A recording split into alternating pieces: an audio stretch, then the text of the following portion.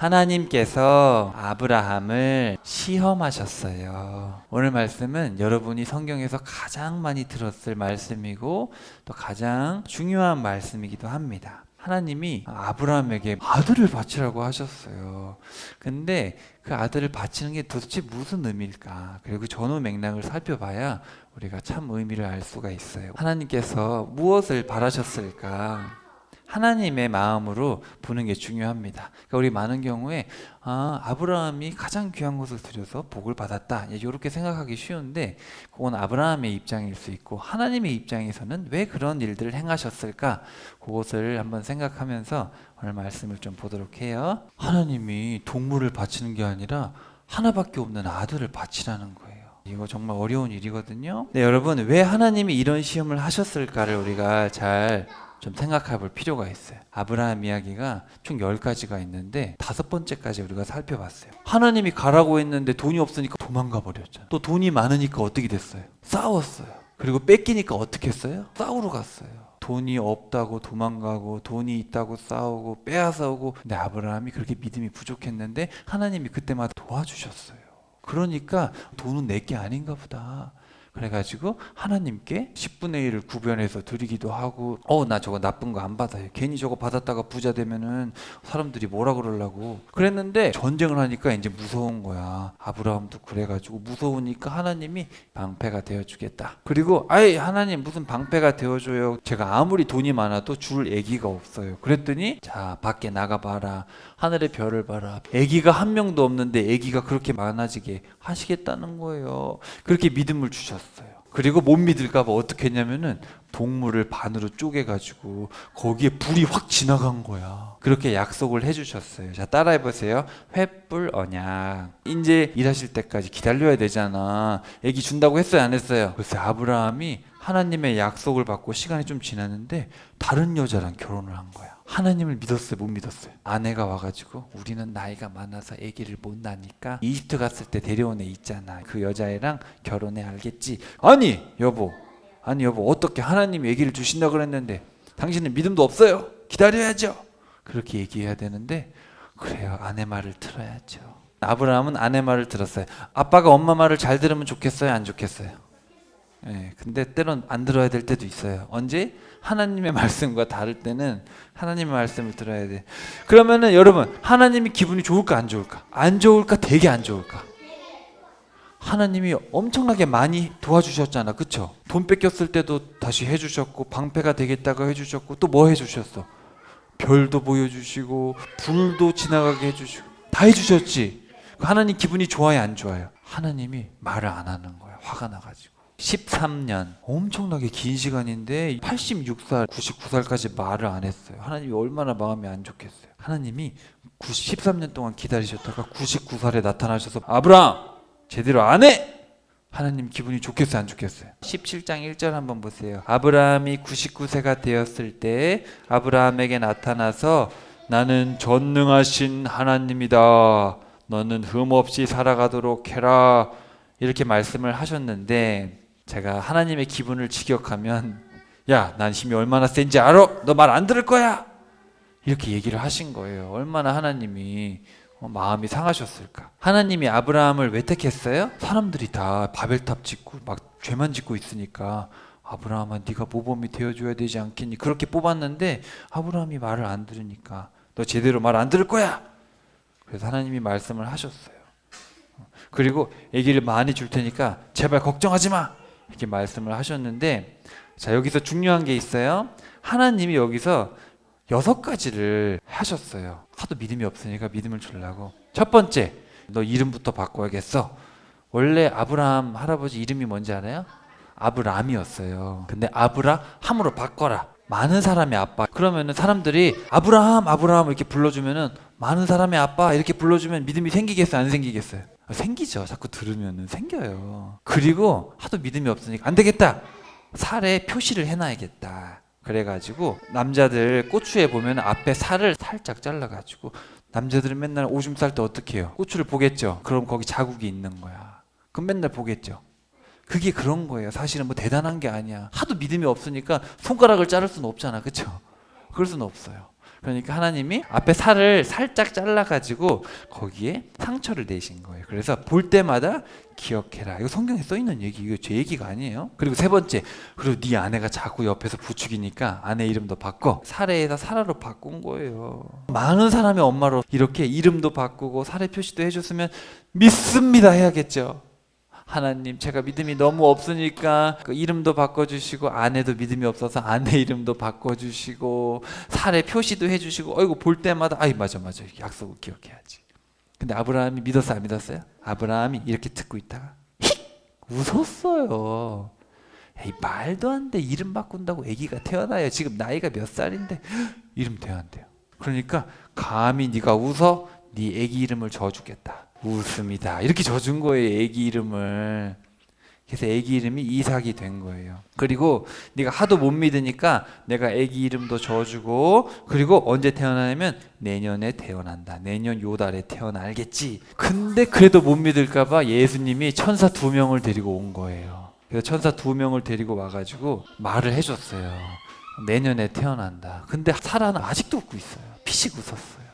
아직도 믿음이 없어가지고. 그렇게 이 아브라함과 사라가 믿음이 없는 거예요. 이렇게까지 하셨는데도 못 믿는 거야. 근데 이게 누구의 모습이에요? 우리의 모습이에요. 하나님은 아들을 죽이면서까지 우리를 사랑하신다고 했는데 우리는 맨날 돈 없으면 걱정, 사람이 뭐라고 하면 걱정, 사업이 안 되면 걱정, 맨날 걱정해. 눈 뜨면 걱정, 오늘 뭐 먹지? 하나님은 아들을 주실 만큼 사랑하는데 우리는 그렇게 걱정이 많은 거예요. 그럼 아브라함이 믿음이 생겼을까 안 생겼을까? 하나님이 데리고 온 2 천사 있죠. 그 천사한테 명령했어요. 너희들, 그 가운데 천사는 예수님이시거든요. 여호와의 천사는 예수님이에요. 근데 예수님이 이제 아브라함한테 얘기하면서 2 천사를 어디로 보냈냐면 소돔을 보냈어요. 소돔. 하나님을 절대 안 믿고 너무너무 나쁜 짓을 많이 해가지고 하나님이 하늘에서 불을 내려서 이제 끝내려고 천사 2명을 보낸 거야. 너희들 저기 가서 소돔성에 불을 내려서 끝내라 그랬어요. 그러니까 아브라함이 갑자기 안 돼요. 저기에는 제 조카 롯이 있어요. 롯이 죽으면 어떡해요? 이거 아브라함이 믿음이 있는 거예요, 없는 거예요? 아브라함이 왜 걱정했는지 알아요? 자기는 아기가 없잖아. 아기가 없는데 안 태어나면은 롯이 조카잖아요. 조카가 누구예요? 동생의 아들이에요. 그러니까 동생의 아들한테라도 재산을 줄 생각을 하고 있는 거야. 아직도 믿음이 없어가지고 롯이 죽으면 안 돼요. 이런 생각을 하고 있어요. 자기 아들 주겠다고 했는데. 그러니까 하나님이 아브라함이 불쌍해서 어떻게 했어요? 또 조카를 살려주세요. 소돔성에 천사를 보내가지고 빨리 도망가세요. 지금 소돔성 멸망해요. 그렇게 하나님 지켜주셨어요. 근데 아브라함이 또 믿음이 없는 거예요. 그래가지고 어느 날 왕이 찾아온 거야. 왕이 아비멜렉이라는 왕이 와가지고 당신의 아내 사라가 너무 예쁜데, 할머니인데 나 되게 예쁘셨나 봐요. 그래가지고 데려간 거예요. 근데 아브라함이 제 아내가 아니고 제 동생입니다. 거짓말한 거, 자기 죽을까 봐. 아니, 애기 주겠다고 했으면 아직 안 죽을 거 아니에요. 근데 또 믿음이 없어가지고 거짓말을 해서 하나님이 아비멜렉한테 나타나가지고 야, 돌려줘라 이렇게까지 얘기를 하시는 거예요. 하나님이 계속해서 이렇게 뒤처리를 하셨어요. 그래서 결국은 100살에 누가 태어났어요? 웃음이 태어난 거예요. 웃음. 이렇게 아브라함은 계속해서 믿음 없는 행동을 계속하지만 하나님은 이 할머니 할아버지한테 아기를 줬어요. 할머니 할아버지 아기를 못 낳거든요. 이렇게 해서 하나님이 아브라함에게 자녀를 주셨는데, 근데 아브라함이 아직도 믿음이 없는 거야. 또 문제가 생겼어요. 이삭하고 이스마엘하고 싸우는 거야. 아브라함이 괜히 아내 말 들어가지고 결혼을 2번 했더니 맨날 싸우는 거야. 그래가지고 성경에 보니까 아브라함이 미칠 것 같았대요. 너무 힘들어서. 그래서 하나님이 그러면 하갈을 내보내라 이렇게 말씀을 해주신 거예요. 하나님이 이렇게까지 멋있게 도와주셨어요. 그랬더니 아브라함 할아버지가 믿음이 생긴 거야. 그래가지고 아비멜렉 왕이 와가지고 당신은 진짜 하나님의 사람이 맞네요. 다른 사람하고 전혀 달라요. 우리 계약합시다. 그렇게 약속도 하고, 그리고 집에다가 에셀 나무를 심어 놓은 거야. 나무를 심어 놓고 사람들이 거기 쉬고 있으면은 하나님을 믿으세요. 이렇게 전도를 한 거예요. 하나님이 아브라함이 이 인간 관계에서 승리할 수 있도록 도와주셨어요. 마지막 시험이 남았어요. 100살의 아기를 주셨는데 그 아기를 칼로 찔러가지고 하나님께 드리라는 거예요. 이거는 조금 이상하죠. 왜 이런 걸 시키셨지? 이렇게 무서운 걸 왜 시키셨을까요? 하나님이 분명히 이 이삭이라는 아기를 통해서 모래알같이 아기를 주신다 그랬는데 갑자기 그 아기를 불에 태워서 하나님께 드리라는 거예요. 근데 아브라함은 어떻게 했는지 알아요? 그 다음날 새벽에 일찍 떠나가지고 갔어요. 하나님이 아브라함이 이렇게 믿음이 클 수 있도록 참으신 거예요. 인내하고 기다리셨는데 얼마나 기다리셨냐면 이때가 아브라함이 이삭을 바칠 때가 학자들에 따라서 다르지만 한 10대 중반 정도 됐을 거라 생각을 해요. 10대쯤. 그래서 제 생각 이건 정해진 건 아닌데 아마 아브라함이 부름받고 40에서 50쯤 되지 않았을까. 그래서 저는 한 40년으로 봐요. 그래서 115세가 이삭이 115세 중학생쯤 됐지 않았을까. 그래서 저는 아브라함이 75세의 부름을 받아서 인정받기까지 40년이 걸리지 않았을까. 저는 그렇게 생각을 합니다. 성경에 나와 있진 않아요. 근데 아마도 여기 아니면 뭐 120세 요 어간일 것 같아요. 학자들에 따르면. 그래서 하나님께서 이 아브라함이라는 사람을 부르셔서 정말 이 자녀를 바칠 만큼의 믿음으로 성장시키기까지 몇 년이 걸린 거예요? 한 40년, 50년 걸린 거예요. 그래서 성경에 봤을 때 보통 사람을 훈련시킬 때 40년 정도 이제 걸립니다. 믿음으로 아브라함은 시험을 받을 때에 이삭을 바쳤으니 곧 약속을 받은 그가 자기의 독생자를 바쳤느니라. 그리고 아브라함은 얼마나 믿음이 성장했냐면 내가 하나님 말씀에 순종해서 이삭을 죽여도 이삭을 다시 부활시키실 수 있다라는 믿음이 있었어요. 이미 있었어요. 근데 여러분 여기서 잘 봐야 되는 게 제가 다시 설명하지만 아브라함이 믿음이 좋은 건 누구 덕이에요? 하나님이 하시다는 걸 우리가 알고 있어야 돼요. 사람이 노력해서 좋아지는 게 아니에요. 지금 우리가 봤죠. 아브라함이 노력한 게 있어 없어요? 없어요. 하나님이 노력을 하셨어요. 하나님이 계속 노력하셔서 물질 3번, 인간관계 6번 계속 노력을 하셔서 아브라함이 이렇게 잘 될 때까지 하나님도 이게 13년 동안 고충이 있었죠. 하나님의 고충. 하나님도 마음이 마음대로 안 될 때가 있었어요. 그래서 결국 우리가 하나님은 죽이기도 하시고 살리기도 하시는 인간의 생각을 뛰어넘는 분. 우리의 생각에 자녀를 죽이면 자녀가 없을 것 같지만 주님은 또 다른 계획을 하고 계시는구나. 창세기 22장 12절에 보면 주의 천사가 예수님인데요. 자, 예수님께서 오셔가지고 그 아이에게 손대지 마라. 네가 그토록 네 외아들까지 주저하지 않고 내게 바치는 걸 보니 네가 얼마나 나를 경외하는지. 거기다 동그라미 치세요. 성경에 처음 나와요. 야레, 두려워하다, 경외하는지 알겠다.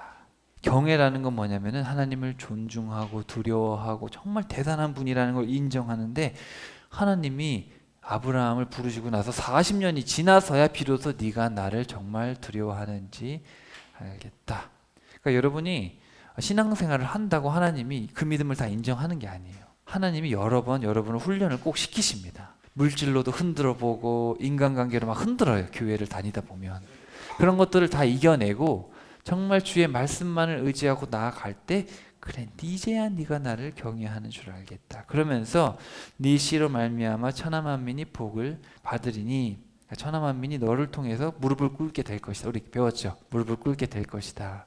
네 씨가 누구예요? 예수님이죠. 예수님을 통해서 모든 사람이 하나님 앞에 나오게 하실 것이다. 이게 바로 아브라함의 이야기예요. 정말 놀랍죠?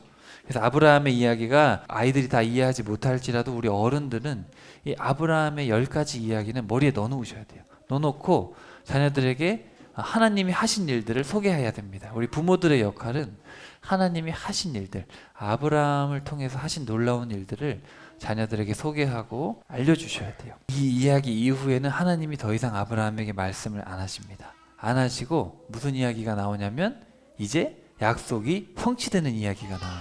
그래서 리브가를 찾는 이야기, 며느리 찾는 이야기가 나오고 그리고 가나안의 장지를 사는 이야기가 나와요. 그러니까 뭐냐면은 하나님을 경외하고 순종했을 때 비로소 약속의 땅을 사게 되는 거예요. 그전엔 땅이 없었어요. 그전에는 떠돌이였어요. 그래서 우리가 그냥 교회 다니기 시작하면 약속을 받는 게 아니라 믿음으로 이 과정들을 이겨나가서 우리의 믿음이 하나님의 말씀에 절대적으로 순종하게 될 때 비로소 우리가 약속의 땅을 소유하게 되는 겁니다. 가나안 땅, 장지를 사게 되고 리브가를 데려오게 되는 이야기가 이제 나오게 됩니다. 아브라함의 이야기를 통해서 3가지를 배울 수 있어요. 하나님은 어떤 분이에요? 창조주, 물질은 다 하나님의 거라는 뜻이고 두 번째, 통치주. 인간관계에서 여러분 걱정할 게 없어요. 하나님이 여러분 다 다스리고 계시고 다 여러분 이끌고 계십니다. 자, 마지막으로 심판주. 그래서 창조하시고 다스리시고 심판하시는 분이 바로 하나님이시다. 그리고 이걸 누가 깨달았어요? 아브라함이 이걸 깨달았어요.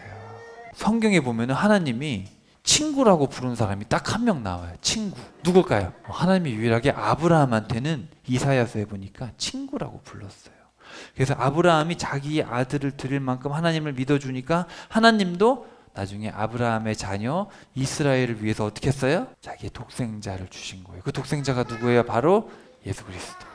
하나님은 하셨어요.